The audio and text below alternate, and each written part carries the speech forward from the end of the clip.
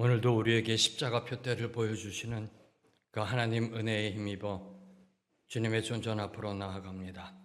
예배함으로 나아갑니다. 성령이여 이곳에 임하여 주시어서 오늘 드려지는 예배가 영과 진리의 예배가 되게 하여 주시옵소서. 우리의 영과 마음과 모든 것을 거룩한 산 제물로 드리는 예배가 되어 주님이 기뻐 받으시는 예배가 되기를 소망합니다. 주님, 예배가 예배되게 하옵소서. 교회가 교회되게 하여 주시옵소서. 주님, 오늘 우리의 마음을 올려드립니다. 우리의 마음 옥토가 되기를 소망합니다. 성령이여 기경하여 주시어서 우리의 마음이 작은 천국이 이루어질 수 있도록 주여 이끌어 주시옵소서. 마음이 하나님 나라와 의를 구하는 그 소망으로 가득 차게 하시고 우리의 마음이 성령의 열매를 맺는 그 풍성함의 소망으로 충만케 하여 주시옵소서. 세상 것 다 내려놓게 하시고 오직 말씀만을 바라보며 말씀을 품고 말씀을 묵상하고 말씀대로 살아내는 그 출발점이 되는 우리의 마음이 되게 하여 주시옵소서. 주님 감사합니다. 우리로 하여금 기뻐하고 주 안에서 기뻐하고 즐거워하란 말씀하심에 감사합니다. 여호와로 인해 기뻐합니다. 하나님으로 인해 즐거워합니다. 오직 한 분, 하나님 한 분만을 바라보며 나아가는 이 행복, 오늘도 온 성도가 누리게 하옵소서. 하나님을 찾게 하옵소서. 일터와 일상에서 하나님을 만나게 하옵소서. 하나님과 동행하는 그 축복 누리는 오늘 하루가 되게 하여 주시옵소서. 예수님의 이름으로 기도하오며 하늘에 계신 아버지, 오늘 제가 주님의 임재 안에서 살고 주님을 더욱더 기쁘시게 하기를 기도합니다.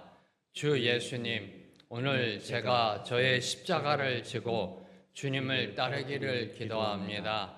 성령님, 오늘 성령님이 저를 충만하게 채워주시고 성령의 열매, 사랑과 희락과 화평과 오래 참음과 자비와 양선과 충성과 온유와 절제가 제 삶 속에서 익어갈 수 있도록 해 주시기를 기도합니다. 아멘. 늘 항상 우리 지원 형제가 새벽 기도 오는 거 보면 늘 감사해요. 늘 감사해요. 새벽에 일어나서 걷고 버스 타고 지하철 갈아타고 1시간 넘게 하나님 앞에 나오는 우리 지원 형제 감사합니다. 감사합니다. 자, 오늘 주님이 주신 말씀 고린도전서 14장 13절부터 25절 말씀 저와 여러분 한 절씩 교독하시겠습니다.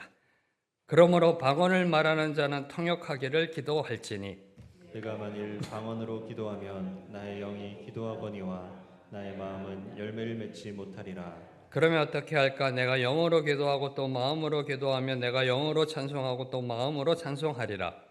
그렇지 아니하면 내가 영으로 축복할 때에 알지 못하는 처지에 있는 자가 내가 무슨 말을 하는지 알지 못하고 내 감사에 어찌 아멘하리요. 너는 감사를 잘하였으나 그러나 다른 사람은 덕세움을 받지 못하리라. 내가 너희 모든 사람보다 방언을 더 말함으로 하나님께 감사하노라. 그러나 교회에서 내가 남을 가르치기 위하여 깨달은 마음으로 5마디 말을 하는 것이 1만마디 방언으로 말하는 것보다 나으니라. 형제들아, 지혜는 아이가 되지 말고 악에는 어린아이가 되라. 지혜는 장성한 사람이 되라. 율법에 기록된 바 주께서 이르시되 내가 다른 방언을 말하는 자와 다른 입술로 이 백성에게 말할지라도 그들이 여전히 듣지 아니하리라 하였으니 그러므로 방언은 믿는 자들을 위하지 아니하고 믿지 아니하는 자들을 위하는 표적이나 예언은 믿지 아니하는 자들을 위하지 않고 믿는 자들을 위함이니라. 그러므로 온 교회가 함께 모여 다 방언으로 말하면 알지 못하는 자들이나 믿지 아니하는 자들이 들어와서 너희를 미쳤다 하지 아니하겠느냐. 그러나 다 예언을 하면 믿지 아니하는 자들이나 알지 못하는 자들이 들어와서 모든 사람에게 책망을 들으며 모든 사람에게 판단을 받고 함께 읽겠습니다. 그 마음에 숨은 일들이 드러나게 되므로 엎드려 하나님께 경배하며 하나님이 참으로 너희 가운데 계신다 전파하리라. 아멘.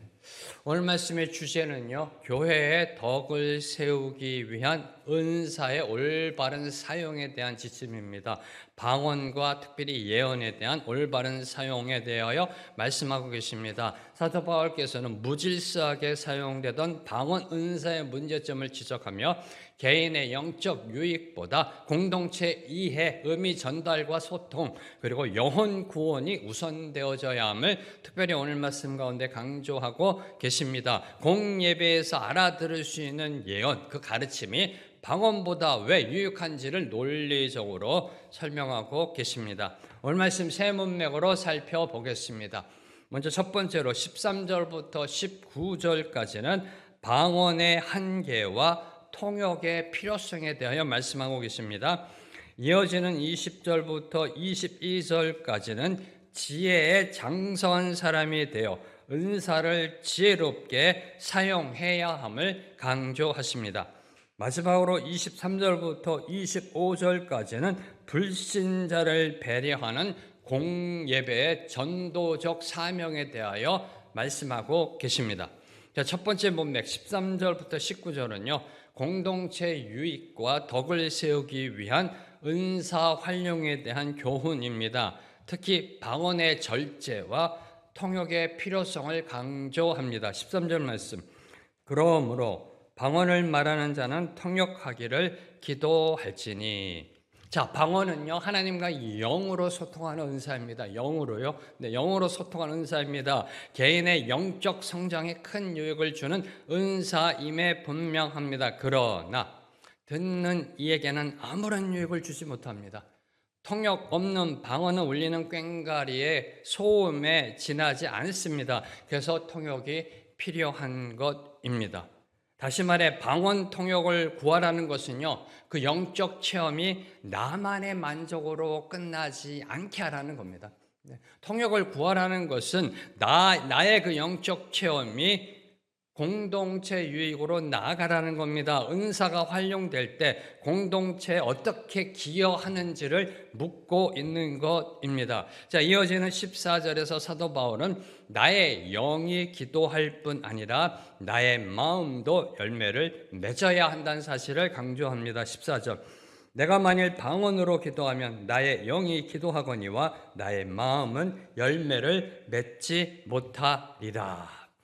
자, 이는 무아지경의 신비주의에 빠지는 것을 경계하시는 말씀입니다.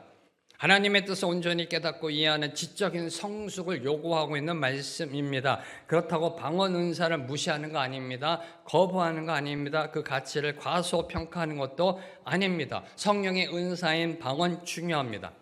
그러나 이성의 깨달음이 동반되지 않는 영적 체험만으로는 공동체 유익을 줄 수 없다라는 사실을 교훈하고 있는 겁니다. 아니, 자기 개인에게도요, 도움이 되지 못합니다.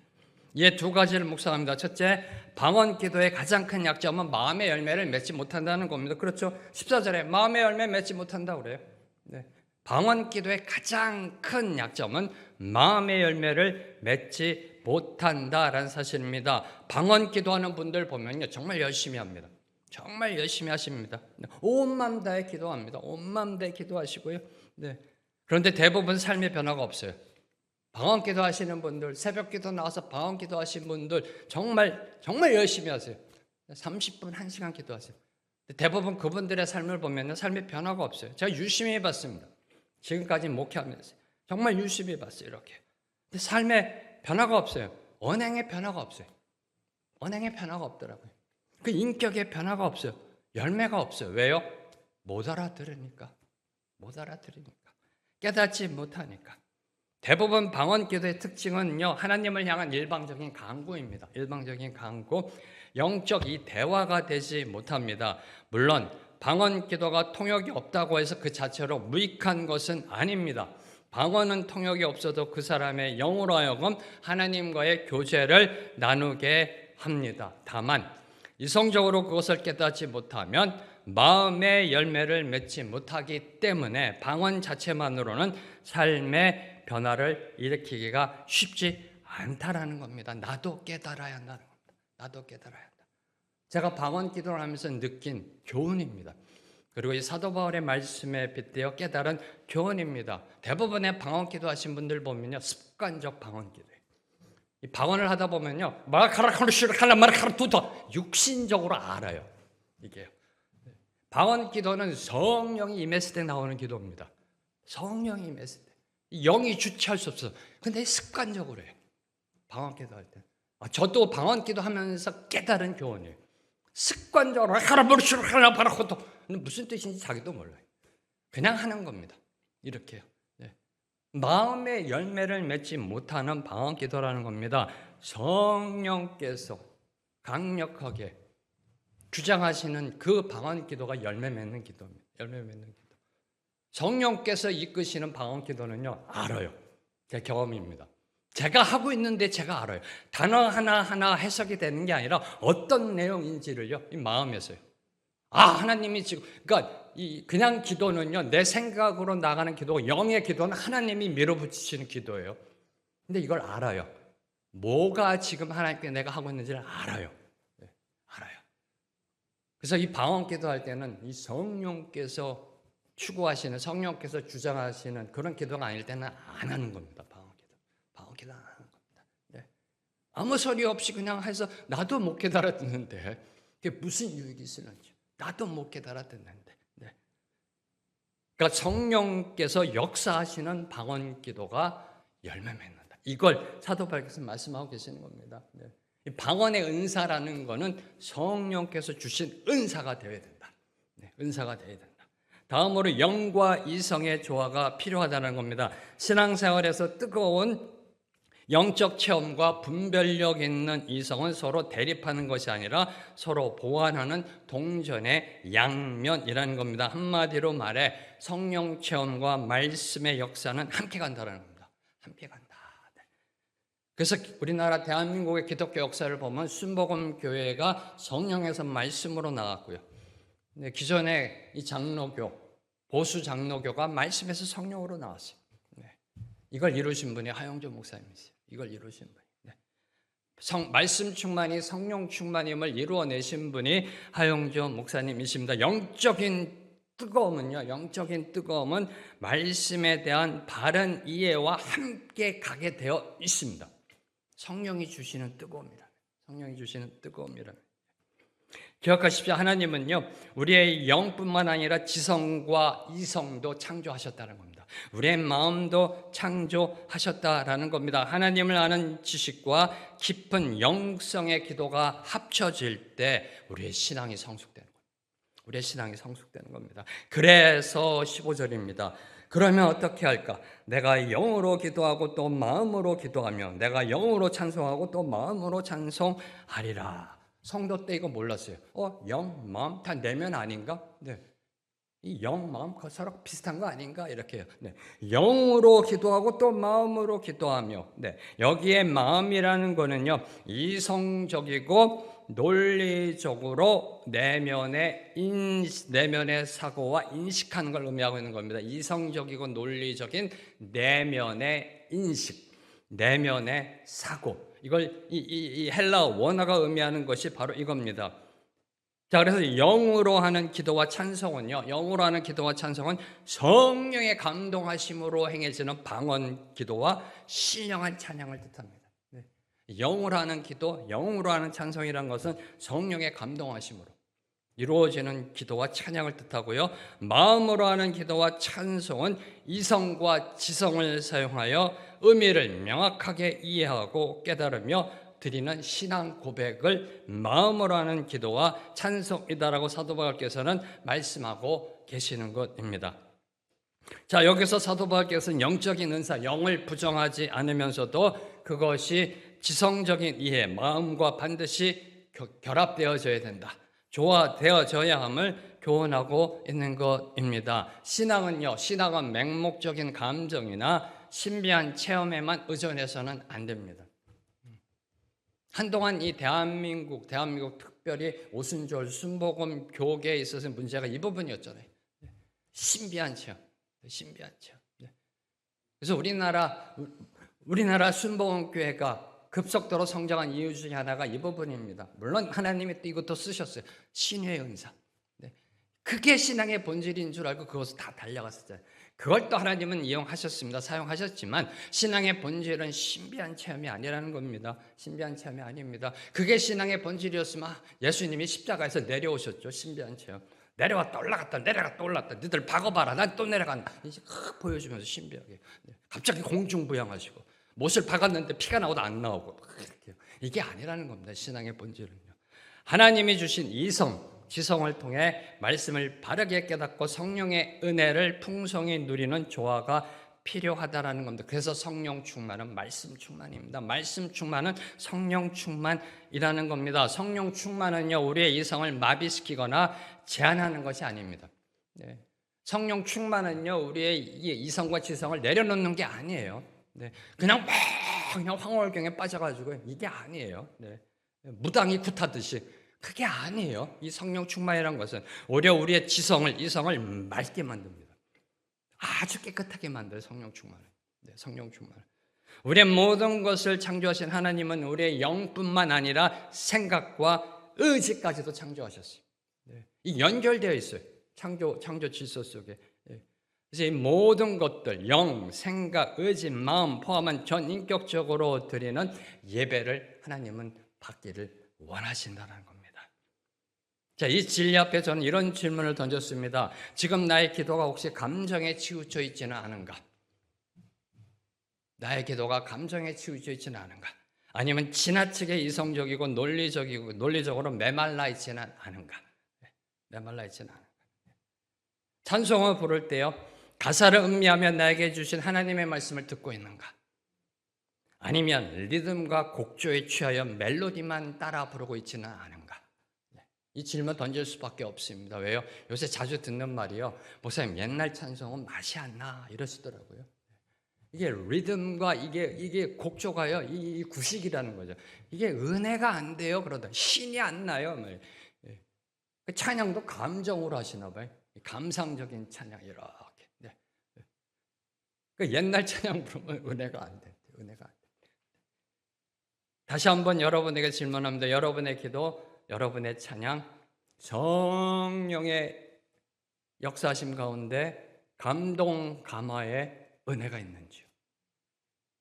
16, 17절에서 사도 바울께서는 공예배에서 모두가 알아들을 수 있는 언어로 기도와 찬양을 드리는 것의 중요성을 강조합니다. 16, 17절.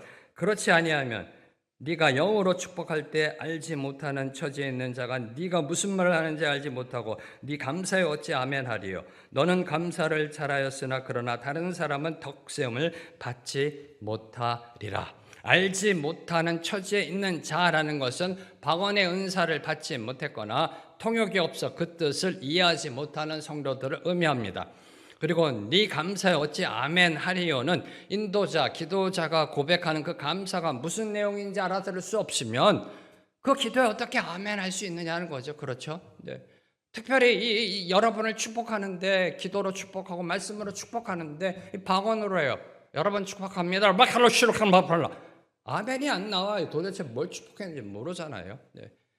바로 이걸 말씀하고 있는 겁니다. 이걸요. 네. 이게 지금 고린도 교회에서 일어나고 있었다는 겁니다. 자, 이는 한마디로 방언으로 축복하고 기도하면 그 듣는 사람이 아멘으로 화답할 수 없다. 은혜가 안 된다. 이 당연한 말씀하고 있는 거죠. 당연한 말씀하고 있는 겁니다. 네. 제가 만약에 설교를 헬라어나 히브리어로 한다고 생각해 보세요. 은혜가 되시겠어요? 알아들어야 이게 은혜가 되잖아요. 네. 아멘이 안 나오죠. 이게 도대체 뭔지 모르니까 이게. 네. 축복이 되기 위해서는 축복받는 수혜자가 그 축복을 알아들어야 되잖아요. 그렇잖아요. 그죠? 반응해야 되잖아요. 감사하며 아멘으로 화답하여야 합니다. 이를 뒤집어 말하면 수혜자의 아멘 없는 축복은 아무 의미 없는 헛소리에 불과하다는 겁니다. 맞는 말이죠.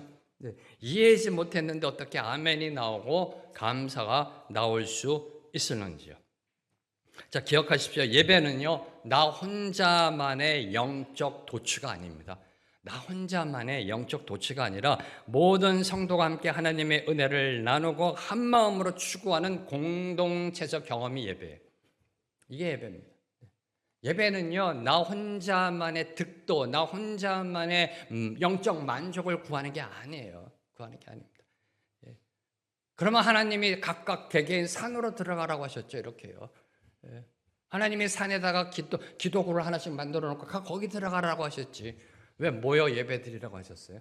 예배는 함께 은혜를 받는 겁니다. 함께 은혜를 받는 겁니다. 네. 그래서 늘 항상 나의 신앙의 모습을 살펴야 돼요. 삼가 조심해야 돼요. 함께 나아가는 그 공동체 유익에 도움이 돼야 합니다. 자, 18절에 들어와 사도 바울께서는 방언에 대한 자신의 경험을 언급합니다. 내가 너희 모든 사람보다 방언을 더 말함으로 하나님께 감사하노라. 자, 사도 바울께서는 개인적으로 방언의 은사를 경험하셨습니다. 방언 기도를 하고 계십니다. 이에 대해 하나님께 감사한다고 고백합니다. 특히 고린도 성도들보다 더 많이 방언하고 있다라고 말씀하세요. 너희들 방언하니? 난 너희들보다 더 많이 해. 왜 이런 말씀을 하고 계신 걸까요? 왜 이런 말씀을, 뭘 지금 말하고자 하는 걸까요? 고린도 성도들, 너희 지금 잘났다고 생각하니? 난 너희들보다 더 우월해. 너희들보다 더 나아, 영적으로. 너희들 방언 더 잘해. 그러니까 난 하나님께 감사하는 거야. 이 뜻일까요? 아니죠. 지금까지 사도 바울께서 제기해온 주제가 무엇인가요? 방언의 한계성입니다. 지금 고린도 교회가 방언의 은사 받았어요. 여기서도 방언, 저기서도 방언. 네. 그래서 무질서해지고요. 네. 방언의 한계와 문제점을 지적하셨습니다. 그런데 만일 사도 바울께서 방언을 못한다면 앞선 주장들에 대해 고린도 성도들이 어떻게 반응할까요? 방언도 못하는 주제에 이래라 저래라 해. 방언 좀 해보고 이야기하라고 그래. 이렇게 나오지 않을까요? 지가 방언을 알아? 뭐 이럴 거 아니에요. 네. 질투하나? 뭐 이럴 거 아니에요. 이런 반응이 나올 수 있습니다. 네. 그래서 사도 바울께서 나도 방언하는 사람이다. 방언이 무엇인지 잘 알고 있다. 방언의 단점과 한계 잘 알고 있다. 라고 말하고 있는 것입니다. 지금까지 말한 교훈, 이론이 아니라 경험한 살아있는 가르침이다라는 겁니다. 그러니 내 말 새겨 들어라, 순종하라라는 의미입니다. 19절 말씀. 그러나 교회에서 내가 남을 가르치기 위하여 깨달은 마음으로 5마디 말을 하는 것이 1만 마디 방언으로 말하는 것보다 나으니라. 자, 사도 바울께서는 다시 한번 타인이 전혀 알아듣지 못하는 방언보다 명확한 진리의 가르침이 훨씬 더 유익하다라고 말씀하고 계십니다. 아무리 신령한 은사라도요, 타인이 알아듣지 못하면 교회에 전혀 유익이 되지 못합니다. 세상 말로 말짱 도루묵, 네. 말짱황, 네. 제 성이요, 말짱황. 네. 또 불교 용어도 있어요. 도로 네. 완전히 그걸 지금 말씀하고 계시는 겁니다. 기억하십시오. 진리가 담긴 짧고 명확한 한마디가 의미 없는 화려한 말보다 낫다라는 겁니다. 자, 다음 문맥 20절에서 22절에 사도 바울께서는 고린도 교회가 은사를 사용할 때 분별력을 갖추고 교회의 덕을 세우라라고 권면하고 계십니다. 특히 방언과 예언이 누구를 위한 건지, 그 대상이 누구인지를 분명하게 말씀하십니다. 교회에서 어떻게 사용되어져야 하는지에 대한 가르침을 주고 계십니다. 20절 말씀. 형제들아, 지혜는 아이가 되지 말고 악에는 어린아이가 되라. 지혜는 장성한 사람이 되라. 지혜에는 아이가 되지 말고, 무슨 뜻인가요? 지혜에는 아이가 되지 말라? 네. 여기서 지혜로 번역된 헬라어 원어 프레시는요, 지혜를 뜻합니다. 그러나 여기서 문맥상 여기서 지혜를 뜻하기도 하지만 감정, 본성, 정신이라는 말에 더 가깝습니다. 지혜라는 뜻 있습니다, 이 원어에. 그런데 본성, 감정, 정신이라는 말에 더 가깝습니다. 이러고 볼 때 지혜는 아이가 되지 말라는 것은 정신 연령으로 어린아이처럼 굴지 말라는 겁니다. 이는 고린도 성도들이 성령의 은사로는 충만했고 또 나이로 볼 때 어엿한 성인이었는지는 모르지만 생각하는 것이나 행동하는 것이 어린아이처럼 유치했다, 어린아이처럼 미숙했다라는 말씀입니다. 그래서 앞서 고린도전서 3장 2절 말씀 집에 가서 한번 읽어보세요. 바울은 이미 앞서 자신이 이들을 향해, 고린도 성도들을 향해 어린아이와 같이 대하지 않을 수 없다라고 말씀하셨던 겁니다. 고린도전서 3장 2절 말씀. 자, 이어서 악에는 어린아이가 되라. 악에는 어린아이가 되라. 이 말은 좀 쉽습니다. 그렇죠? 악한 생각, 죄악의 유혹, 남을 해치거나 속이는 등 그 악에는 갓난아이처럼 순진해지라는 겁니다. 아무것도 모르고 순진해지라는 의미입니다. 그리고 지혜는 장성한 사람이 되라는 것은요, 하나님의 뜻을 깨닫고 교회의 덕을 세우며 영적인 분별력을 갖추는 일에 성숙한 사람이 되라는 겁니다. 한마디로 영적 어른이 되라. 영적 어른이 되라. 이 부분이 늘 항상 제가 기도하는 겁니다. 이 21세기 대한민국의 문제는 어른이 없다는 겁니다. 사회도 그렇고요, 정치계도 그렇고요, 교회도 그렇습니다. 어른이 없었습니다. 점점점 어른이 없었어요. 존경받을 만한 어른이 없어요. 존경받을 만한 어른이 없어요. 저는 늘 항상 우리 김순호 권사님 뵐 때가 너무 감사해요. 너무 감사해요. 이 자리를 지켜주시고요, 교회 어른으로서 지켜주시고 존재 자체로서 교회의 힘이 되고요, 교회의 유익이 되고요, 교회를 받쳐주시는 이 신앙적, 정신적 이 지주와 같은 역할을 하고 계시는 것 됩니다. 선포합니다. 여러분 모두가 어른이 되기를 선포합니다. 자, 그럼 지금 여러분 이 권면대로 살아가고 계신지요?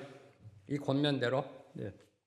지혜는 아이가 되지 말고 악에는 어린아이가 되라. 지혜는 장성한 사람이 되라. 이 권면대로 살아가고 계시는지요? 하나님의 말씀입니다. 명령형입니다. 근데 우리는 종종 거꾸로 살아갈 때가 있어요. 이 말씀에 거꾸로 살아갈 때가 있어요. 세상적 방법이나 이익을 취하는 데 있어서는 어른처럼 영약하고 빠릅니다. 기가 막히게 빠릅니다. 근데 하나님의 말씀과 지혜를 깨닫는 데 있어서는 아이처럼 미숙할 때가 많습니다. 신앙의 연수가 쌓일수록 내 생각이 진리 안에서 깊어지고 있는지요? 아니면 세상의 유혹에 더 노련해지고 있는지요? 한번 묵상해 보시기 바랍니다. 자, 이제 21절, 22절에서 사도 바울께서는 이제 구약 성경을 이용하십니다.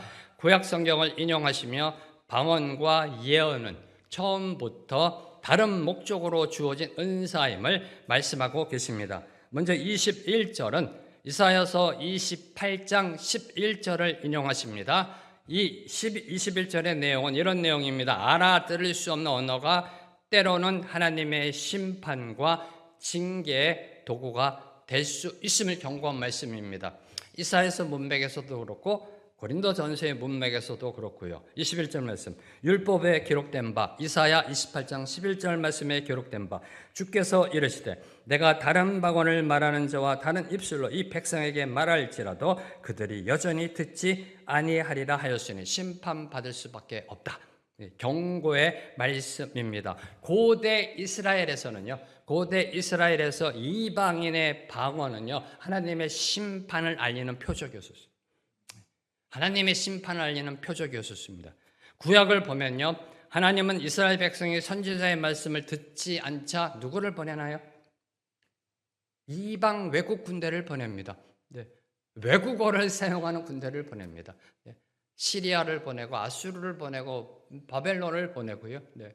이 이방 언어를 쓰는 외국어를 사용하는 군대를 보내어 그들을 심판하셨습니다. 그러하듯 고린도 교회 내에서 통역 없이 무분별하게 사용되는 방언, 성령의 감동으로 주어지는 방언이 아니라 인간의 육신적 습관에 따라 행하는 그 방언이 이방인의 언어로 심판을 선포하셨던 구약의 사건처럼 교회 내 분열과 혼란을 초래하여 하나님의 징계를 받게 될 수밖에 없다는 사실을 경고하고 계시는 것입니다.